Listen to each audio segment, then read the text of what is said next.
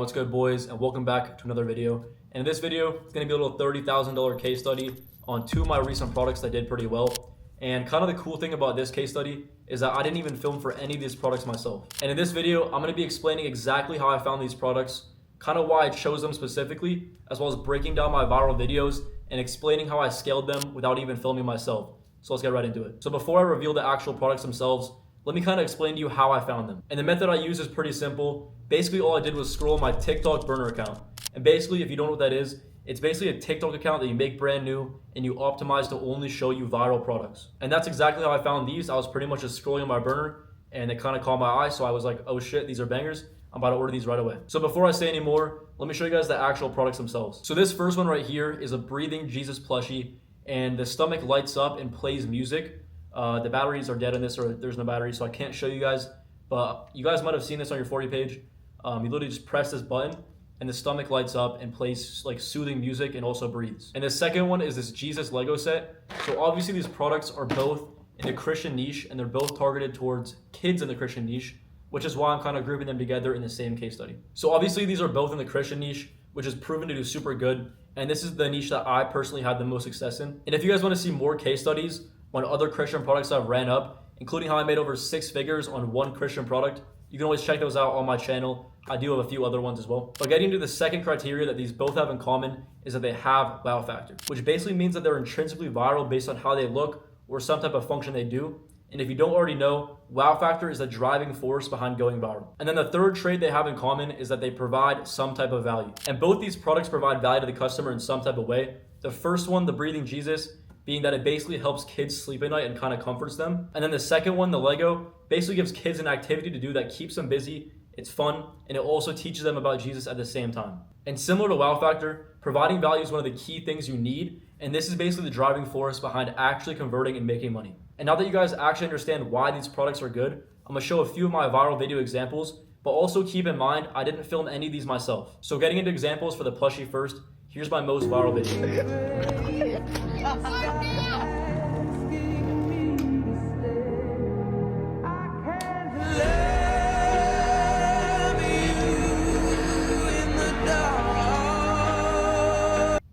And this video ended up around 9 million views on Instagram and around 4 million views on TikTok. It is a pretty low converting kind of concept of video, but the video's main purpose was mostly just to go viral and get eyeballs on my product.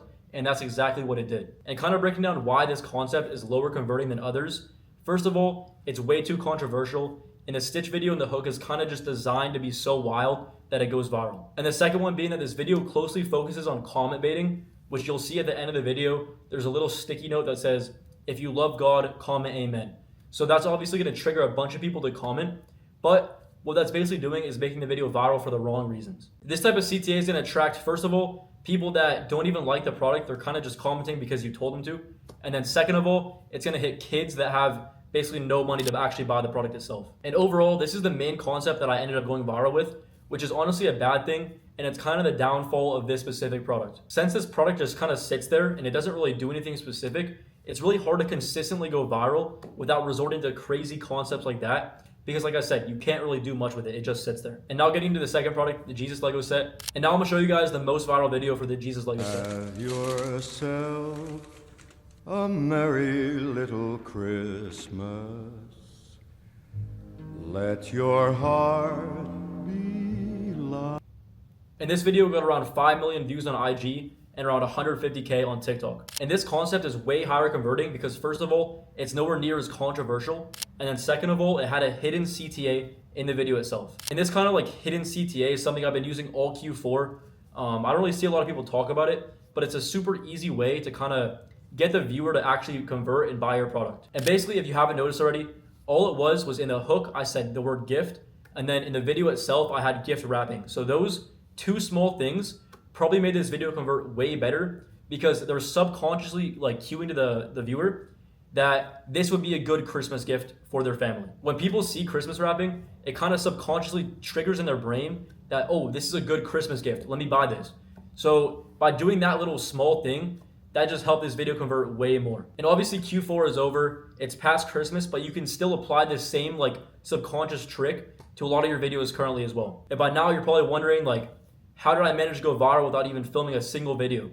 And the answer is pretty simple. Basically, all I did was outsource the filming to creators to do it for me. And to break this strategy down simply, basically you would be the mind behind everything. You'd be the one finding the products, building the store, coming up with content and video ideas, while you pay creators to make the videos and do the actual filming for you. This strategy has many pros and cons, but the main benefit is that you don't have to waste time on low leverage things such as filming, and you can replace that same amount of time into higher leverage things. For example, finding a better product or coming up with viral video concepts and things like that. But don't get me wrong, you shouldn't just go hire creators right now just because I'm saying this in the video. It definitely doesn't work for everyone. The ideal scenario for hiring creators, ideally you would already have your own primed Instagram account in a specific niche that you've already gone viral in and you've already made a ton of videos for. And that way, all the previous content that you've made on that account is kind of like a big testimonial to your skills, that you know what you're doing, you know how to go viral, and it's also there so your creators can kind of take inspiration and copy your style. And having your creators post on an account that's already kind of big and established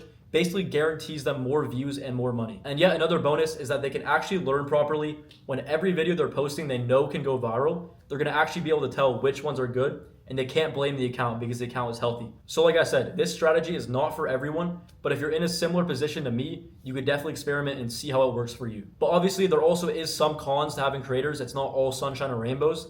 And the main con is obviously you lower your margins, which means you're gonna be making a little bit less money. And having lower margins and having to pay other people can actually put you in some hard situations when things with your products go wrong, which actually ended up happening to me in the last few months. And I mentioned this earlier, but I did actually face a lot of problems while running these two products, which I'm gonna break down all of them right now. The first issue involved the plushie, which when it first came out, it was only an Amazon brand. It wasn't an actual dropshipping product, so you couldn't source it.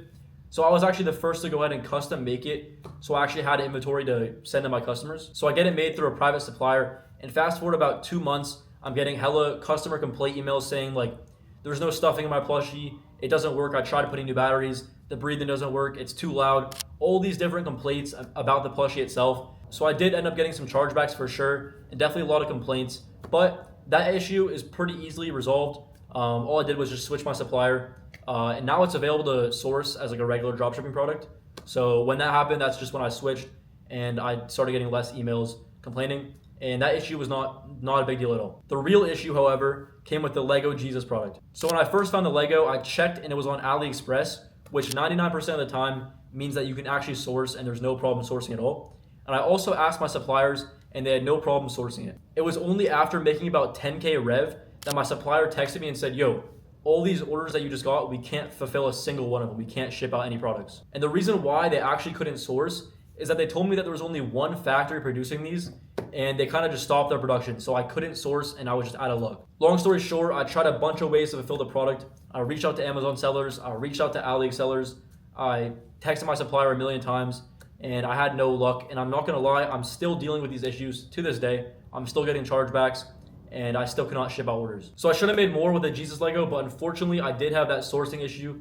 So I had to stop selling it so there wasn't just more issues. I don't want to risk my Shopify getting banned, stuff like that. And one thing I've learned about organic and just business in general is that you're gonna have problems like this all the time. You can't avoid it. And it's more so just about how you end up handling it, how you learn from it, and if you're able to turn it into a good experience and learn from it instead of, letting it defeat you. If you learn from all your mistakes, you're just gonna get better every single time. But if you guys wanna skip the trial and error and know exactly what to do when you encounter your own problems like this, as well as a full A to Z blueprint on how to replicate exactly what I did with these two products, then click the top link in the description below to apply to work with me one-on-one. I'm also gonna link my Instagram, so be sure to follow me there. But yeah, that's pretty much it for the video. Hope you guys learned something, and I'll catch you guys in the next one. Peace.